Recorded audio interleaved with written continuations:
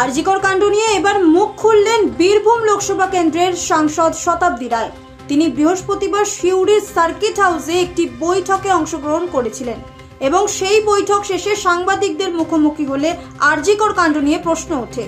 যে ঘটনায় তিনি জানিয়েছেন, সবাই চায় এই ঘটনায় যারা দোষী তাদের উপযুক্ত শাস্তি হোক।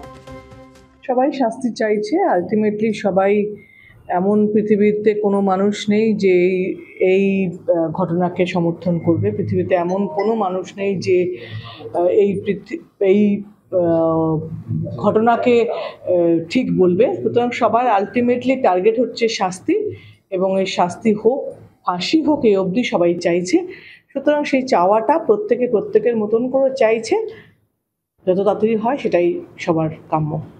এত আন্দোলন, এগুলো কি বিরোধীদের কি? এটা তো সরকার বদলানো না, সমাজ বদলানোর আন্দোলন। সমাজকে বদলানো দরকার, সেটাই সবার চায়। সবাই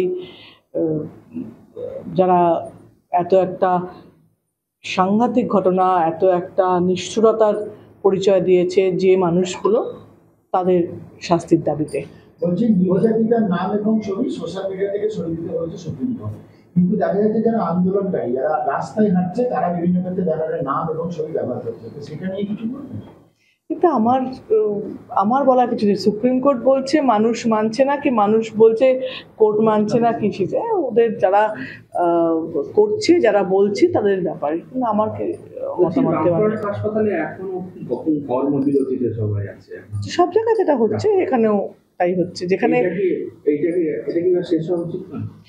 মানুষের আসলে রুগীদের ডাক্তারের সঙ্গে এমন একটা সম্পর্ক বা জীবন মরণের সম্পর্ক, যেটা ডাক্তারের ওপর নির্ভর করে।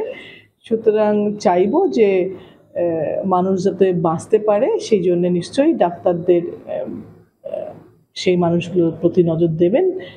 শাস্তির মতোই হবে, বা যেরমভাবে বিচার চলছে, এবং সিবিআইকেও অনেকটা তৎপর হন বলে সবাই আরও বেশি চাইছে, সেটাই হবে।